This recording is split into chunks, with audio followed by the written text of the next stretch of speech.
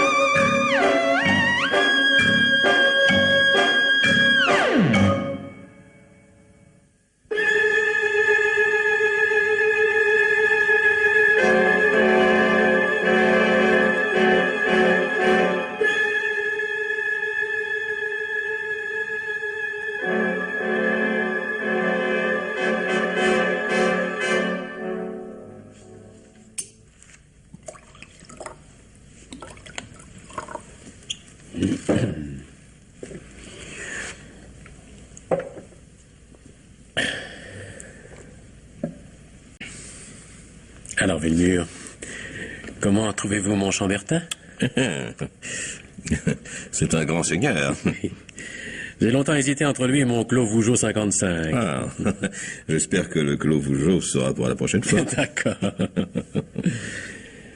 Voulez-vous un fruit? Volontiers. Il y a longtemps que vous habitez ce pavillon? Ah oui, j'y suis né. Mon père l'a fait bâtir en même temps que l'usine. À sa mort, j'ai hérité les deux. Savez-vous que cette avenue en bordure du bois de Vincennes a beaucoup de charme? On se croirait en province. À l'automne, les arbres sont tout en or. C'est magnifique. Et alors, comme ça, vous ne vous mariez pas? Pour ça, mon cher, il faut être deux. En attendant, si j'en crois votre lapin à la moutarde, vous êtes une excellente maîtresse de maison. Oui, j'aime bien faire la cuisine. Ça n'a que l'inconvénient de laisser mon invité devant la télévision pendant que je fais mes sauces. Ah, ça doit être Daniel, vous permettez? Je vous en prie.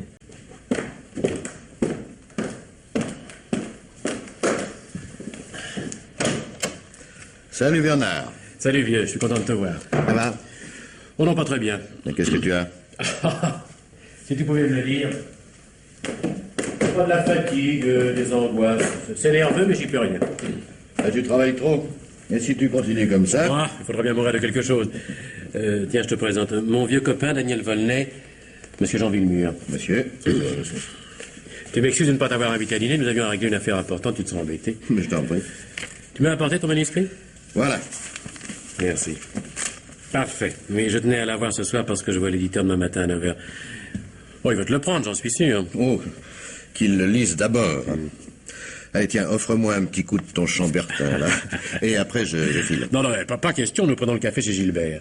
Écoute, tu m'excuseras auprès de lui, mais il faut que je rentre, j'ai un rapport à terminer. Tu vas pas lui faire ça. Quand il a su que tu venais, il m'a dit, voilà un temps fou, je n'ai pas vu Daniel, amène-le-moi pour le café, je compte absolument sur lui. Alors on y va tous les trois. Oui. Bon, bah alors, tout de suite. Mais je reste un quart d'heure et pas une seconde de plus. Comme tu voudras. Ah, excusez-moi.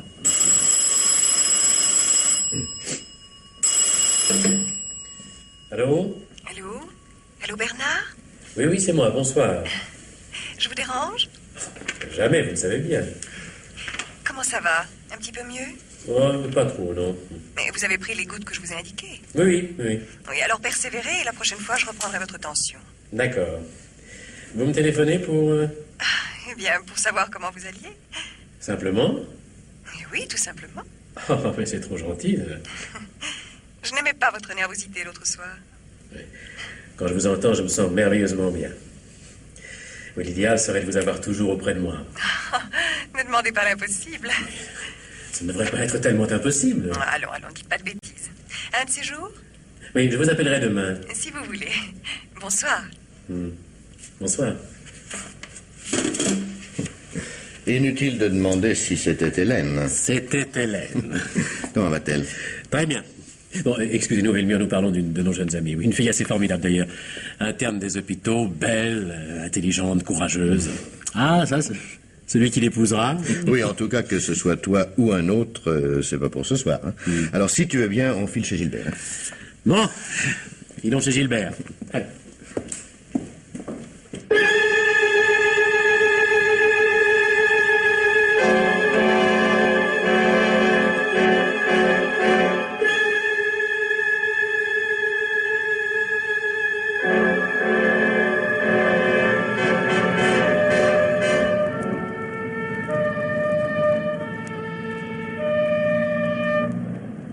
Allez, voilà.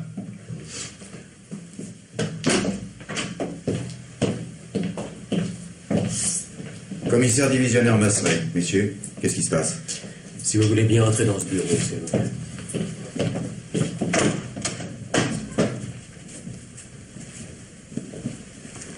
Oh.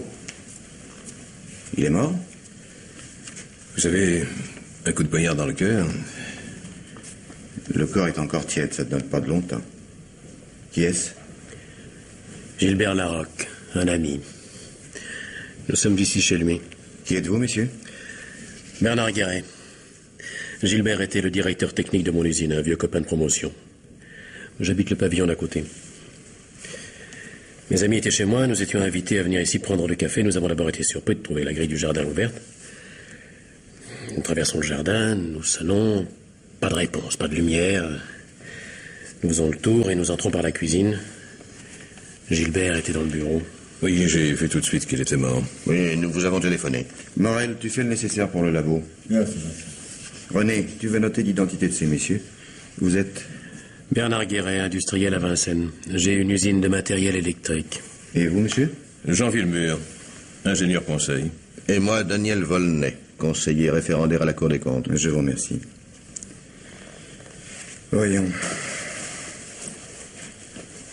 Connaissiez-vous ce poignard? Appartenait-il à la victime? Oui, il s'en servait comme coupe-papier. Quand l'avez-vous vu vivant pour la dernière fois? Ce soir, à 8 heures. Moi aussi, j'étais avec Monsieur Guéret. Vous vous trouviez à quel endroit? Devant la grille de cette maison, il est rentré chez lui. À quelle heure avez-vous découvert le corps? Oh, 9h10, 9h15. L'assassinat a donc eu lieu entre 20h et 21h15. Avez-vous une idée de ce qu'il a pu faire pendant ce laps de temps? Il attendait quelqu'un. À 20h30, il nous l'a dit avant que nous nous quittions pour aller dîner. Je ne vois pas, Villemur, pourquoi vous mentionnez ce rendez-vous. Daniel et moi pouvons témoigner qu'il s'agit d'un garçon au-dessus de tout soupçon. De qui parlez-vous? Laissez donc. Excusez-moi d'insister, vous semblez vouloir épargner un ami, monsieur Guéret, c'est un sentiment qui vous honore, mais vous comprendrez que j'ai le plus vif désir de connaître une personne qui avait précisément rendez-vous avec la victime à 20h30. Son nom, je vous prie, son adresse. Bien, Marc Belmont, 8 rue Campagne Première. Naturellement, moi, je suis de la ville Bernard. Marc ne peut être soupçonné un seul instant d'avoir tué un ami. Je ne demande qu'à vous croire. Maintenant, messieurs, je me vois obligé de vous demander où chacun de vous se trouvait entre 20h et 21h15. Monsieur Villemur. Eh bien, j'ai travaillé tout l'après-midi à l'usine avec Gilbert Larocque. Puis, vers 8h, son patron et moi l'avons reconduit jusque chez lui. Cette maison est mitoyenne avec celle de Monsieur Guéret, chez qui j'ai dîné. À 9h, Monsieur Volney est arrivé et nous sommes venus ici tous les trois pour prendre le café. Vous savez le reste. Vous, monsieur le conseiller, vous n'avez pas dîné avec ces messieurs? Non, ils avaient à parler à faire. De 8h à 9h, j'étais au Marronnier. C'est un petit restaurant tout près d'ici. Je vous remercie. Et dites-moi maintenant, les relations entre ce monsieur Belmont et la victime étaient-elles bonnes? Excellente. Bon, enfin... Daniel, je t'en prie. Écoute, notre rôle, Bernard, est d'éclairer la police. Elle est suffisamment prudente pour ne pas tirer de conclusions hâtives de faits que nous n'avons tout de même pas le droit de cacher. Non, monsieur le commissaire, la femme de Marc Belmont était la maîtresse de Gilbert. Ah. Le mari le savait? Oui, Christine avait demandé le divorce. Il y avait consenti? J'ai cru comprendre qu'il avait du tirage et que Gilbert avait convoqué Marc pour lui offrir la forte somme. Pour acheter la liberté de sa Il maîtresse. voulait l'épouser. Ce Belmont a une belle situation? Ouais, pour tout dire, il est artiste peintre. Et pour réussir dans ce métier, Ah, c'est d'ailleurs une des raisons pour lesquelles sa femme voulait le quitter. Je vous remercie. René, Oui. tu vous convoques ce monsieur Belmont pour demain matin 9h. Bien, patron.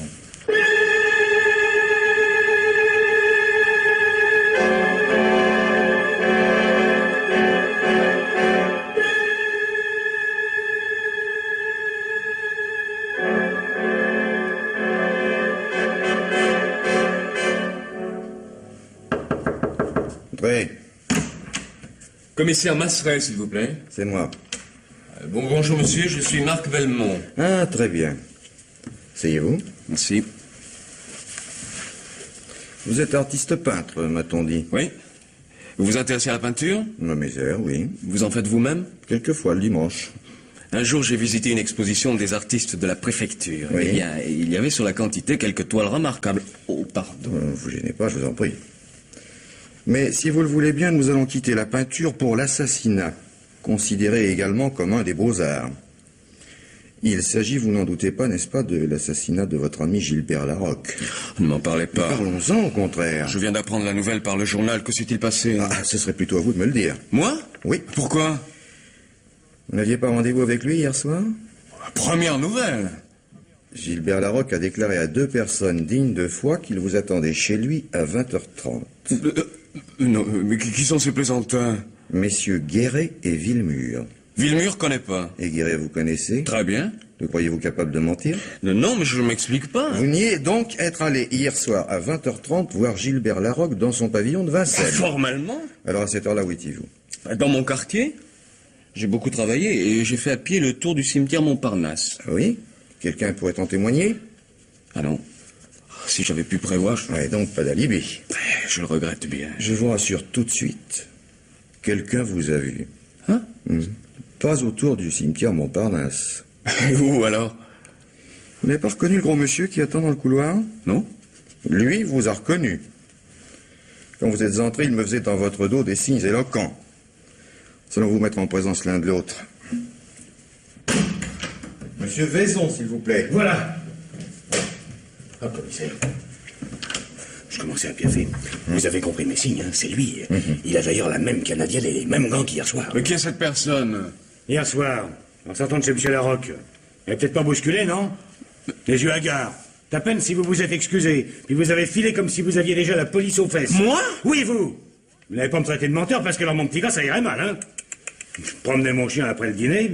Vous êtes sorti du jardin comme un diable d'une boîte et vous m'avez bousculé. Osez dire que c'est pas vrai, hein? Osez. Je m'en souviens pas. Ben pour Dieu, pourtant je suis assez gros. En sortant, vous ne vous rappelez pas avoir heurté quelqu'un? Ah non! Enfin, c'est-à-dire que je... Trop tard. Vous venez de vous couper. C'est vous qui êtes sorti de chez Larocque à 20h40. Ah ben oui, là, je le reconnais. Vous êtes content? Alors pourquoi m'avoir soutenu que vous n'étiez pas allé à Vincennes? Et parce que j'ai peur, figurez-vous, parce que j'ai peur. Je me sens traqué par une espèce de fatalité qui va vous amener à conclure de la meilleure foi du monde que j'ai assassiné Gilbert. Aviez-vous, oui ou non, rendez-vous avec Larocque? Et oui ou non, y êtes-vous allé? Oui. Mais je ne l'ai pas vu. Sans blague. Je vous le jure. Racontez-nous ça. D'abord, j'ai été surpris de trouver la grille ouverte. J'ai traversé le jardin, je suis allé sonner au perron. Personne ne m'a ouvert. À l'intérieur, pas de lumière. J'ai appelé, rien. Alors je suis reparti. Et vous n'avez pas eu l'idée de tourner autour de la maison et d'entrer par la cuisine? Je ne vois pas pourquoi. Je viens voir quelqu'un, je ne trouve personne, je repars. Je me suis dit, il y a eu un malentendu, ou alors Gilbert a été obligé de s'absenter sans avoir eu le temps de me prévenir. Oui, j'ai heurté monsieur, c'est vrai. Mais je n'avais pas les yeux hagards. Avouez qu'il n'y avait vraiment pas de quoi. Et si je suis parti d'un pas vif, c'est qu'il faisait froid et que j'étais furieux d'avoir perdu ma soirée. Vous n'avez donc pas vu monsieur Larocque? Je vous ai dit que non. Ah ça, mais est-ce que vous me prenez pour un imbécile, vous? Vous espérez vous en tirer avec un mensonge de plus? Mais puisque je vous répète... Une seconde. Monsieur Vaison, je vous remercie d'être venu si spontanément m'apporter votre témoignage. Ah, le devoir de tout bon citoyen que Oui, vous savez d'aider la police. oui. Soyez gentil d'attendre encore un peu dans le couloir. Oui. Nous vous ferons signer votre déposition tout à l'heure. D'accord. Dites, il y aura un photographe. Ah non, jamais le samedi. Oh, dommage.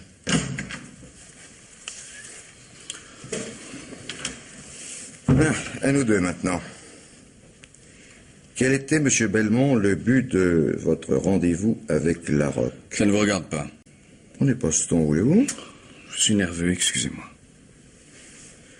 Vous connaissiez les relations de votre femme avec la victime? Naturellement. Elle vous avait demandé le divorce? Oui. Et vous refusiez pour emmener Larocque à acheter aussi cher que possible votre acceptation. Et qui a pu vous raconter une énormité pareille? Mais jamais de la vie! J'ai toujours été d'accord pour divorcer, trop content qu'un autre me débarrasse d'une femme invivable. Vous ne pouviez pas subvenir à ses besoins. Ah non, n'exagérons rien. Je suis un peu bohème, d'accord. Mais ma femme n'a jamais manqué de rien. C'est elle, commissaire, qui a voulu m'épouser. Parce qu'un malheureux critique avait écrit que j'étais le fils spirituel de Picasso. Alors elle voyait des milliards à l'horizon. Il a fallu déchanter, moi je n'y peux rien. Personnellement, j'aurais aimé avoir une compagne qui est autre chose qu'un coffre-fort à la place du cœur. Larocque vous avez convoqué pour vous offrir de l'argent. Ah non, pardon. Ce rendez-vous, c'est moi qui l'ai demandé. Avant de savoir qu'il était l'amant de ma femme, j'avais accepté qu'il me prête 10 000 francs. Et je devais les lui rendre en fin de mois. Et je voulais lui demander un délai. Oui, j'expose en ce moment à Lucerne. Je commence à vendre pas mal, mais je n'aurai l'argent que dans 6 semaines. Il aurait sûrement accepté. Entre lui et moi, il n'y avait aucun motif de conflit, pas même ma femme. Je suis navré, Belmont, mais vos paroles ne sont étayées par rien. Absolument rien. Tandis que par ailleurs, les charges les plus sérieuses s'accumulent contre vous. Ce rendez-vous de 20h30, vous avez commencé par le nier. Racontant qu'à l'heure du crime, vous promeniez dans votre quartier. Il a fallu un témoin pour vous obliger à avouer qu'à ce moment-là, vous étiez bien chez Larocque. Ah, mais pas chez lui, dans son jardin. Non, ne persistez donc pas à nier l'évidence. Vous avez eu une altercation à 20h40, vous sortiez de chez lui, les mains gantées, les yeux hagards, vous éloignant au plus vite du lieu où vous veniez de tuer l'amant de votre femme. Si, supprimant du même coup un créancier que vous ne pouviez pas rembourser. Mais c'est faux! Mais je vous jure que je suis innocent! On vous en expliquera avec le juge d'instruction.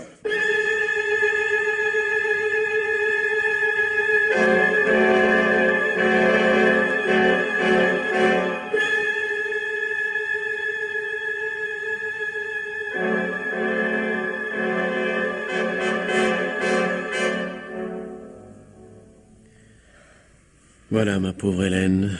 Le juge d'instruction conclut lui aussi à la culpabilité de Marc. C'est la cour d'assises.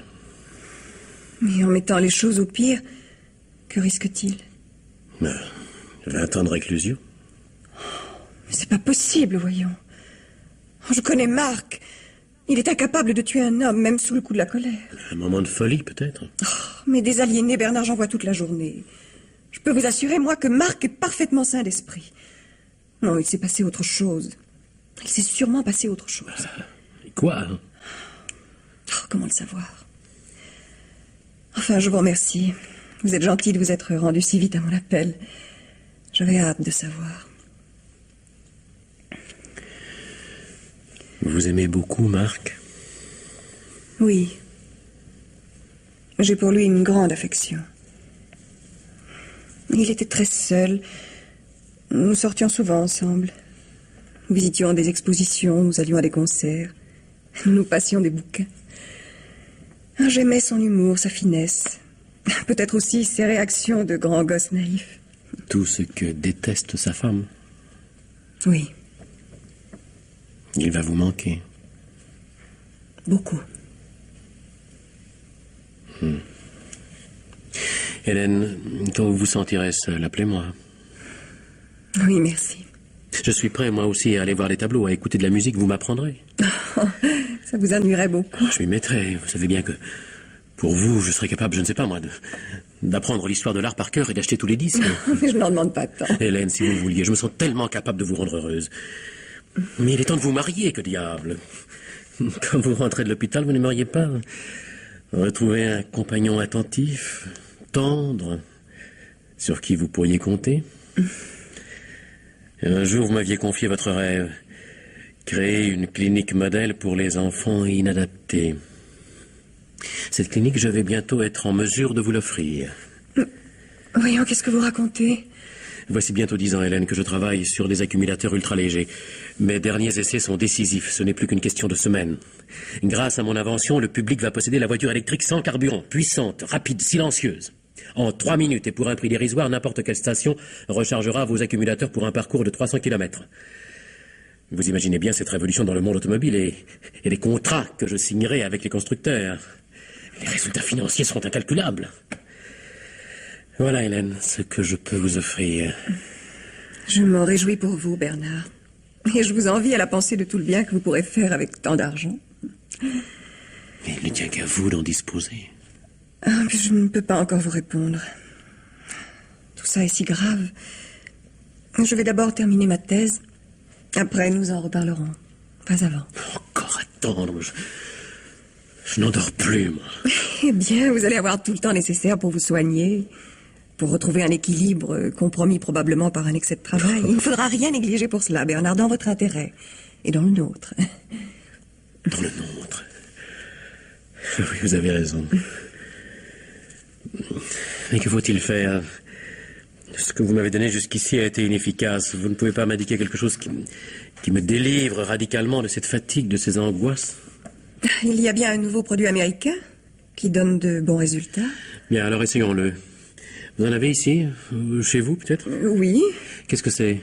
Des piqûres intraveineuses. Ah. Souvent, une suffit. Nous pouvons essayer une première injection. Vous déciderez vous-même s'il y a lieu ou non de continuer. Vous pourriez me faire ça tout de suite, oui? Mais oui, si vous voulez. Bon, alors, exécution. ôtez votre veston Oui. et relevez votre manche. Voilà. Oui, je vais d'abord prendre votre tension.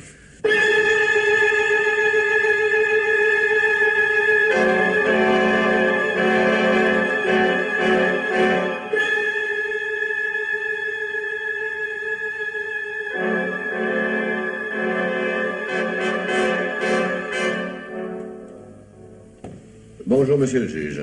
Je suis Daniel Volney. Monsieur le conseiller. Voici mademoiselle Hélène Ferrière, dont je vous ai parlé. Monsieur le juge. Mademoiselle, si vous voulez prendre place. Vous connaissez le commissaire Masseret? Bonjour, monsieur Volney. Je n'ai pas l'honneur de connaître mademoiselle. Monsieur le commissaire. Monsieur le conseiller, nous voici donc réunis, comme vous me l'avez demandé. Notre désir étant de faire toute la lumière sur l'assassinat de Gilbert Larocque, si, comme vous me l'avez dit au téléphone, vous apportez un élément nouveau à l'instruction, nous vous écoutons avec le plus grand intérêt. Eh bien, messieurs, nous venons, Hélène Ferrière et moi, vous déclarer que Marc Belmont est innocent et vous allez en avoir la preuve irréfutable. Parlez. Eh bien, voici, monsieur le juge. Bernard Guéret, le patron de Gilbert Larocque, est un de mes amis. Il souffre de fatigue, d'angoisse, et j'ai été amenée à lui donner quelques conseils médicaux sans grand résultat. Hier dimanche, il est venu chez moi. Et comme il souffrait toujours d'inexplicables anxiétés, j'en suis arrivée à lui conseiller l'injection intraveineuse d'un produit qui délivre parfois mes malades de leurs troubles. Enfin, disons que tout au moins, il permet au médecin d'explorer chez le patient certaines zones de son inconscient et d'annihiler certaines réticences, voire des simulations qui ont pu jusqu'ici gêner le diagnostic. Grâce à cette injection, j'ai donc mis Bernard Guéret en état de subnarcose amphétaminée, c'est-à-dire dans un état qui n'appartient ni au sommeil ni à la veille, mais un état où l'âme se sent encore mais ne raisonne plus. Je suis restée penchée sur lui, mon visage au-dessus du sien, à lui parler, à observer ses réactions. Et il a d'abord été pris comme prévu d'un léger vertige et d'une passagère difficulté de prononciation. Puis peu à peu, il s'est décontracté, et puis il s'est totalement détendu, et enfin plongé dans une douce euphorie, il a pu me répondre. Et notre conversation, j'ai eu l'idée de l'enregistrer sur ce magnétophone. Je vous demande la permission de vous la faire entendre. Si vous y tenez. Je tiens à souligner que les soupirs et les gémissements de Bernard Guéret ne sont aucunement dus à une souffrance, si légère soit-elle. Non, au contraire, ils sont le fait d'une réelle libération. Tout ce qu'il dit n'a pour lui aucune importance. À l'exception peut-être d'une ou deux réticences sur lesquelles je n'ai pas insisté, y revenant par la suite sous une autre forme. J'ai obtenu ainsi des renseignements intéressants. Oui, autrement dit, vous l'avez soumis à l'influence de ce que les journalistes appellent le sérum de vérité. Oui. Oui, c'est cela, monsieur le juge. Et que recherchiez-vous? Eh bien, je soupçonnais Bernard d'en savoir beaucoup plus long sur l'assassinat de Gilbert Larocque qu'il ne voulait le dire. Et je ne m'étais pas trompée. Si vous voulez bien écouter, je vous demande seulement 5 minutes d'attention.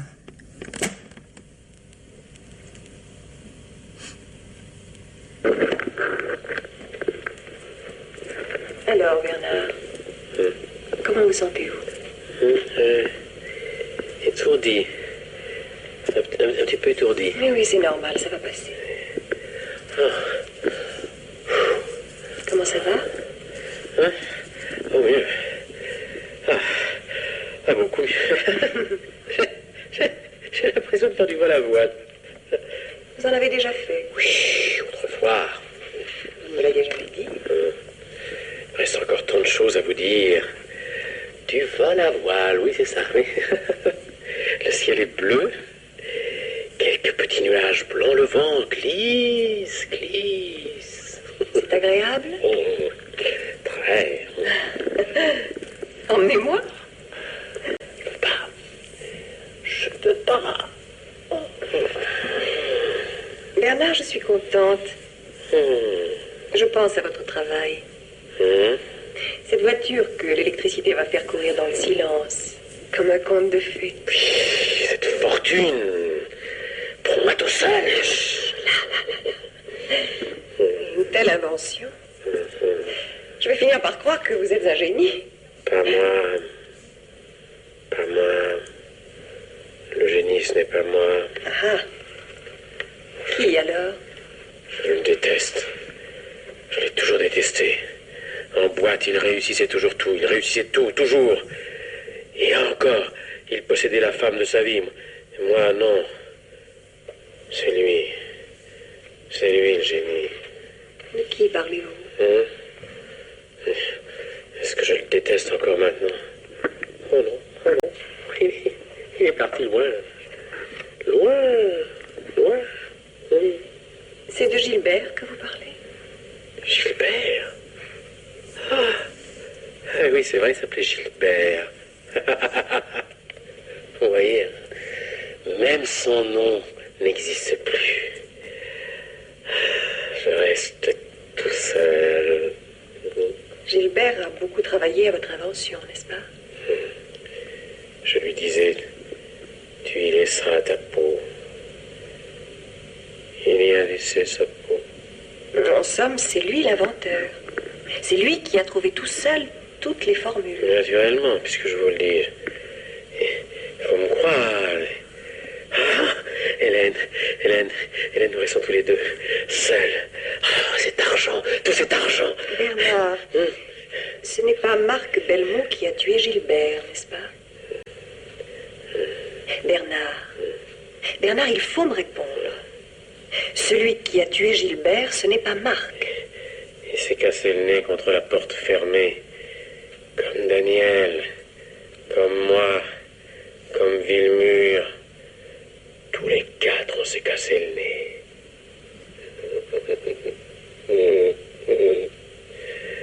Le mort dormait à l'intérieur.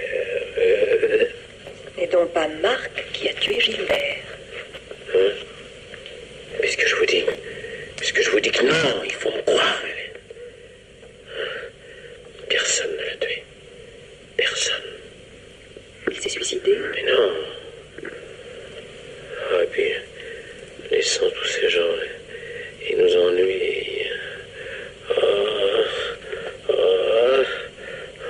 Bernard. Le poignard. Oui, le poignard, oui. Oui, le couteau dans la plaie. 3 gouttes de sang sur mon gant. 3 gouttes de sang sur votre gant? Oui, comme 2 petits yeux. Et un petit nez. Gilbert avait sorti le dossier du coffre, n'est-ce pas? Et quand il a été mort, vous l'avez pris et vous vous êtes sauvé. Comment le savez-vous? Et pendant ce temps-là, Villemur attendait devant la télévision et vous croyez à la cuisine. Et à la table.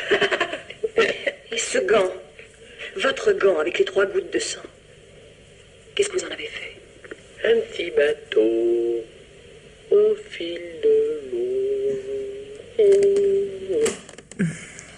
J'arrête, monsieur le juge, car le reste de l'enregistrement ne nous apporterait rien. Quand j'ai eu appris ce que je voulais savoir, j'ai laissé Guérès se reposer. Oui, l'effet de la piqûre ne dépasse pas 15 minutes. Il s'est relevé comme un peu ivre, et progressivement, il a retrouvé ses facultés. Je l'ai gardé auprès de moi aussi longtemps que j'ai estimé imprudent de lui laisser conduire sa voiture, et quand il m'a quitté, j'étais tout à fait tranquille. Et s'est-il rendu compte de ce qu'il vous avait dit? Non. Non, il se rappelait avoir tenu une conversation dont les termes lui échappaient totalement, un peu comme après un rêve ou un cauchemar. Pour lui, une seule chose comptait, l'euphorie dans laquelle il se trouvait. Est-ce parce que vous aviez l'intention de le soumettre à cet interrogatoire que vous l'avez amené à accepter la piqûre? Oui. Oui, je n'avais qu'une idée, le faire parler. C'est moi qui lui avais demandé de venir. Je savais son état psychique déficient. La subnarcose allait peut-être me permettre de découvrir les raisons de ses angoisses et de le soigner en connaissance de cause, mais aussi j'étais déterminée à lui faire dire tout ce qu'il savait sur l'assassinat de Gilbert. Vous le soupçonniez donc? Peut-être, je ne sais pas. Et pourquoi ne pas m'en avoir parlé? Parce que Monsieur le juge, Bernard n'est pas un enfant de cœur. Il a su profiter du rendez-vous de 20h30 pour laisser accuser un innocent et commettre un crime parfait. Il n'y a aucune preuve contre lui. Faire avouer de sang-froid n'est pas davantage imaginable. Seule la torture pourrait l'y forcer. C'est pourquoi nous n'avons pas hésité à employer la subnarcose. Et vous avez entendu le résultat. Nous connaissons maintenant la vérité. Enfin, vous êtes bien de notre avis, monsieur le juge. Cet enregistrement, innocente, Marc Belmont. Oui, oui. Oui, et Guéret, là, s'accuse clairement d'avoir assassiné Gilbert Larocque. Mais vous allez donc libérer Marc et arrêter Bernard? non. Que dites-vous? Et je dis non, hélas, mademoiselle, car la loi m'ordonne de considérer cet enregistrement comme nul et non avenu. Vous pouvez le brûler. Je ne puis en tenir aucun compte. Enfin, il s'agit de libérer un innocent, de punir un coupable. Mon devoir est d'aller jusqu'à oublier ce que vous m'avez fait entendre. Mais enfin, pourquoi? D'abord parce que rien ne prouve que cette voix est bien celle de Guéret. Et ensuite parce que dans son contexte, le déroulement de la conversation aurait pu être truqué. Écoutez, monsieur le juge, je vous l'affirme solennellement, c'est Bernard Guéret qui a parlé. Et la bande est telle qu'elle a été enregistrée. C'est moi qui ai réalisé cet enregistrement, caché dans la pièce contiguë à celle où se trouvaient Hélène et Guéret. J'espère que vous ne mettez pas ma parole en doute. Mais loin de moi une telle pensée, monsieur le conseiller. Seulement, je suis magistrat. Et comme tel, je dois être le premier à respecter la loi. La chose a été maintes fois jugée. Un aveu enregistré sur bande magnétique ne constitue pas une preuve. Oui, en raison d'un doute possible concernant son authenticité. Oui. Et alors il est grand temps de modifier la loi parce que, aujourd'hui, n'importe quel bon technicien du son est à même d'expertiser une bande.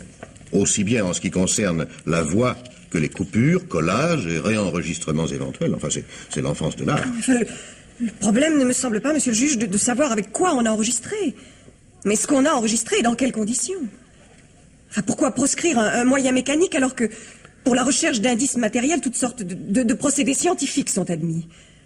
Je ne vois pas la raison pour laquelle il serait défendu d'employer un témoin robot alors qu'on écoute toute la journée des témoins vivants qui se trompent ou qui mentent. Il y a une seconde raison, mademoiselle, beaucoup plus grave encore. Vous avez fait une chose formellement réprouvée par la loi. Vous avez violé une conscience. C'est un procédé déloyal. Oh, déloyal? Eh oui. Vous avez commencé par affaiblir les facultés de résistance de M. Guéret.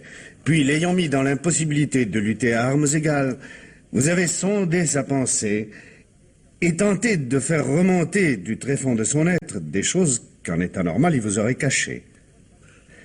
La loi considère comme nul tout propos tenu au cours d'un interrogatoire par un prévenu ne jouissant pas de toutes ses facultés mentales. Le respect de la dignité humaine est pour nous un principe sacré. L'article 879 du Code pénal spécifie que le magistrat ne peut en aucun cas extorquer un aveu par la ruse ou la violence. Il n'y a pas eu de violence. Et si.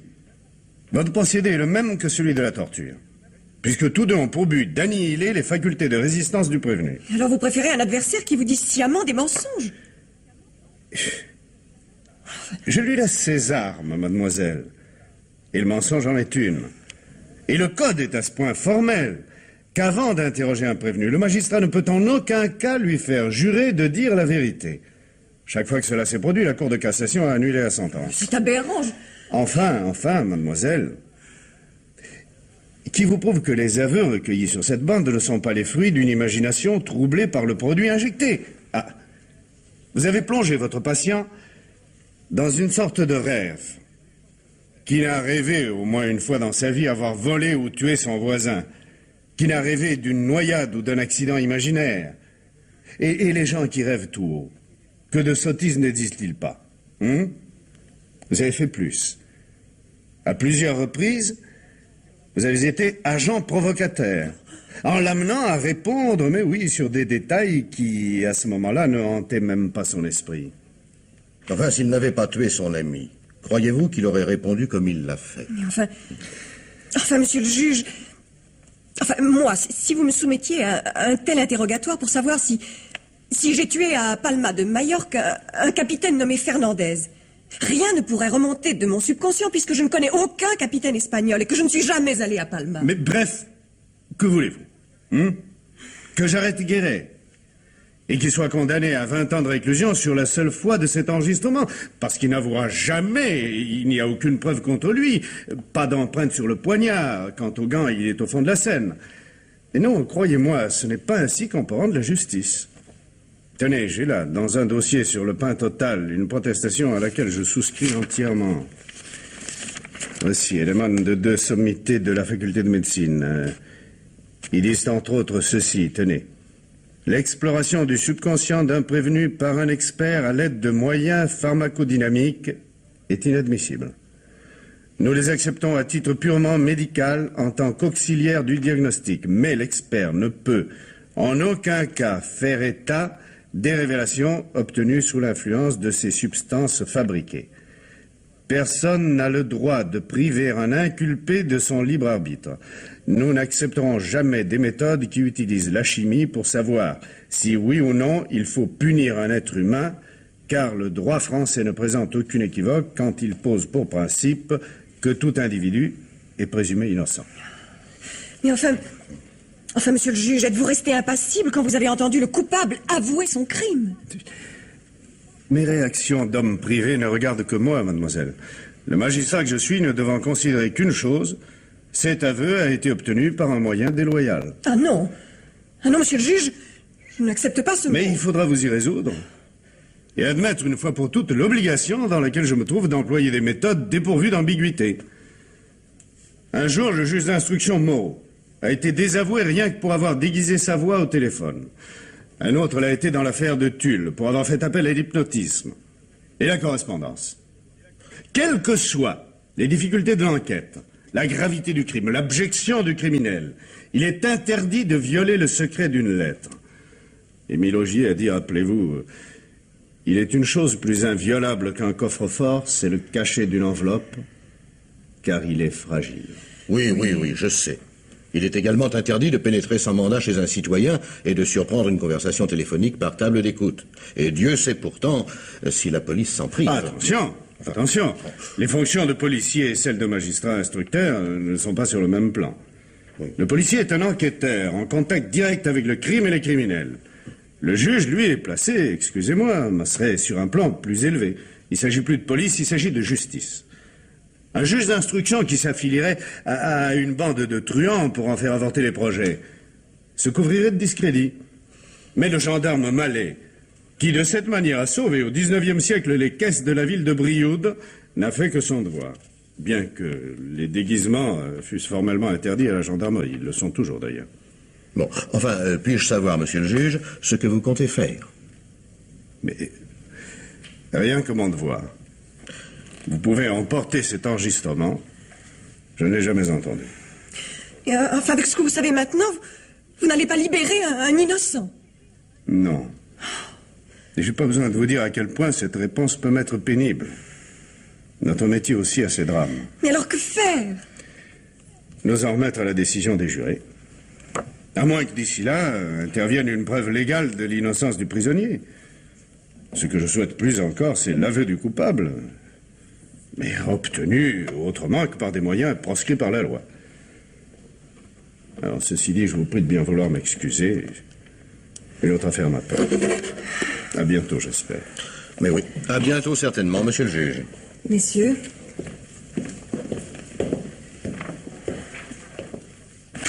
À entendre ce fonctionnaire, on croit rêver. Enfin, il n'est pas possible qu'un homme digne de ce nom veuille oublier l'aveu d'un coupable qui, du même coup, libère un innocent.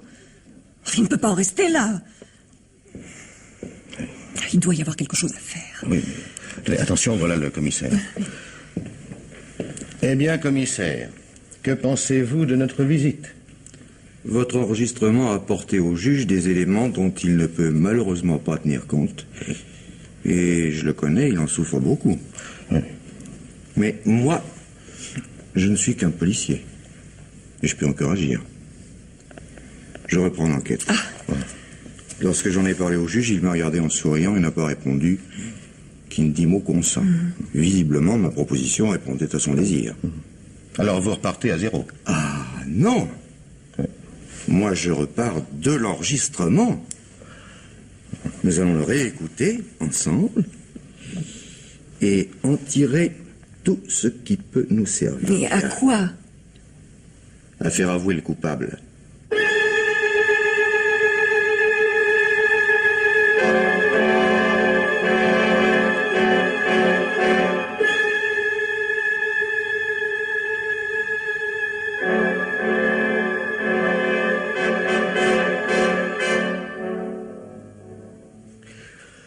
Ah, c'est gentil d'être venue, Hélène.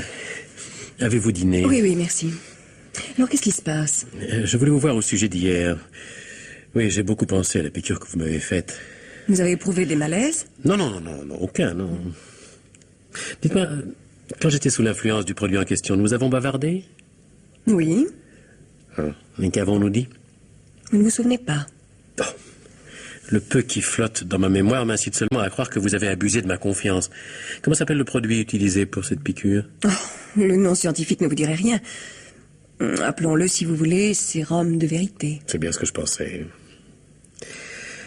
Il est étonnant de votre part que vous ne me l'ayez pas dit avant. Vous auriez refusé. Non, pourquoi? Je n'ai rien à cacher. Que vouliez-vous savoir? La vérité sur l'assassinat de Gilbert Larocque. Comment voulez-vous que je la connaisse? Ce n'est pas mon métier. Vous m'avez pourtant confié des choses fort intéressantes. Quoi donc, mon Dieu? Que Marc Belmont était innocent et que l'assassin, c'était vous. J'ai dit ça? Moi? Oui. Mais pas cru, je pense. Si, bien entendu. Ce n'est pas sérieux.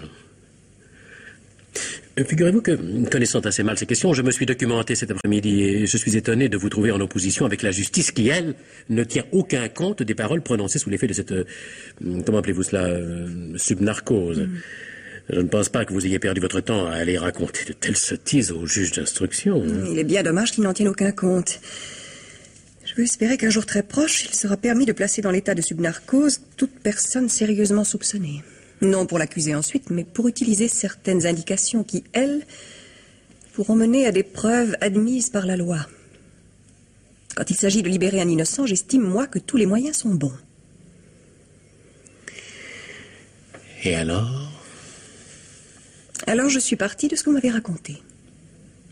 J'ai fait tous les recoupements nécessaires, et je conclus que sous l'influence de la piqûre, vous avez dit la stricte vérité. Que je suis l'assassin de Gilbert. Ma petite Hélène, si c'est une plaisanterie... Non, je vous jure que je n'ai pas le cœur à plaisanter. Il y a une chose, Bernard, dont vous ne vous êtes pas assez méfié. Quoi donc? Daniel Volney était l'ami intime de Gilbert, qui lui parlait souvent de vous. Nous avons donc toujours su quand vous mentiez. Et vous avez beaucoup menti. Vraiment? Par exemple? Par exemple, Gilbert ne peut pas vous avoir dit être resté un temps fou sans avoir vu Daniel, puisqu'ils avaient dîné ensemble la veille. Premier mensonge. Pour obliger Daniel à aller découvrir le corps avec vous. Le témoignage d'un haut fonctionnaire n'étant pas à dédaigner. Par ailleurs, vous n'avez cessé de dire à qui voulait vous entendre que vos affaires marchaient admirablement. Or, Gilbert, bien placé pour la connaître, s'inquiétait depuis longtemps de votre situation financière. Second mensonge. C'est tout? Non. Vous me dites à moi que votre invention est en bonne voie et que bientôt vous pourrez crier victoire, mais bientôt seulement. Troisième mensonge. En fait, Gilbert venait de confier à Daniel qu'il avait enfin réussi, qu'il allait faire une démonstration à la presse technique dans les 8 jours. Fallait donc vous hâter de supprimer Gilbert pour l'empêcher de déposer les brevets à son nom. Quant à lancer votre voiture électrique, il n'eût pas été prudent de le faire dès le lendemain de l'assassinat, car, quatrième mensonge, vous m'avez dit que ces accumulateurs ultra-légers étaient le résultat de vos efforts personnels, et vous l'avez dit à d'autres, ravalant Gilbert au rang de simple exécutant. Je le disais parce que c'était la vérité. Quand Gilbert se faisait passer pour l'inventeur, il mentait. Ce n'était qu'une imposture. Non. Je vous défie de me prouver le contraire. Daniel a vu le contrat signé par vous. Et ce contrat vous reconnaît 20% des bénéfices. Les études ayant été faites dans votre usine. Mais 80% à Gilbert et seulement 20% pour vous. Ah non, n'est-ce pas? Non. Il vous fallait tout. Vous l'avez tué pour lui voler ce contrat. Et aussi certaines formules qu'il enfermait précieusement dans son coffre. Sans elles, les documents gardés à l'usine s'avéraient incomplets, inutilisables, sans aucune valeur. Vous avez terminé? Non. Laissez-moi encore vous rappeler que votre crime avait un second but. Faire accuser Marc et l'envoyer en prison. Oui, vous espériez que, me retrouvant seul, sans lui, vous aviez toutes les chances de m'épouser. Il est votre amant, n'est-ce pas? Oui. Et c'est quand vous l'avez appris que vous avez conçu votre plan. Mais quel plan? Vous avez connaissance du rendez-vous de 20h30. Alors, vous imaginez de vous débarrasser par un seul crime des 2 hommes qui vous gênent. Oui, il va vous falloir, Bernard, donner à la justice l'emploi de votre temps pendant les 10 minutes où vous avez laissé M. Villemur seul devant la télévision. J'étais à la cuisine, à la cave. Non. Vous avez couru chez Gilbert, Dieu sait sous quel prétexte. Vous lui faites ouvrir son coffre. Vous le tuez froidement. Vous volez le dossier qui contient les formules et le contrat et vous prenez la fuite. Non, ne dites pas non. On a ouvert le coffre cet après-midi. Le dossier n'y était plus. Laissez-moi rire. Vous croyez pas une telle imagination? Et les 3 gouttes de sang sur votre gant, je les invente? Amusant. Je vous ai parlé d'un gant avec 3 gouttes de sang. Oui. Oui. C'est qu'alors j'ai autant de fantaisie que vous. Alors ma chère, le chagrin vous fait dire n'importe quoi. Comme avec votre pharmacie, vous m'avez fait dire les plus charmantes folies. Heureusement que la justice est une femme sérieuse, sinon où irions-nous? Tout ce que vous venez de dire est faux, ma pauvre Hélène. Je n'ai jamais eu de contrat avec Gilbert, qui n'était chez moi qu'un salarié. Et je n'ai jamais volé de formule à qui que ce soit, pour la bonne raison que le seul inventeur, c'est moi. Dans ce cas, Bernard, je suis navré, excusez-moi. Bien plus, je vous pardonne. Ce que je vous ai raconté est faux. Alors, décidément, dans cette histoire, tout est faux. Pardon? Les formules que vous avez volées dans le coffre, mon pauvre ami, elles sont fausses, elles aussi. Quoi? Qu'est-ce que vous dites? Je dis que votre coup est manqué. Que vous avez assassiné pour rien. Gilbert se méfiait de vous. Ces formules, les vraies, c'est Daniel qui les a en dépôt. Celles qui se trouvaient dans le coffre sont fausses, archi fausses. C'est pour me faire du mal que vous me racontez ça. Dites, c'est pas vrai.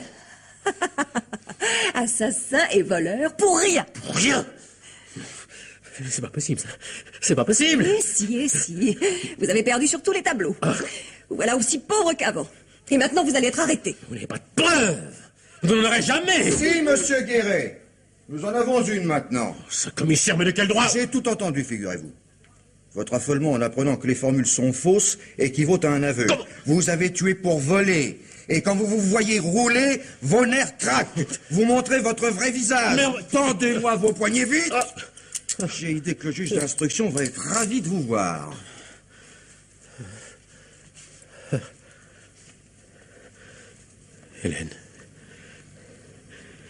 Hélène, ce que j'ai fait,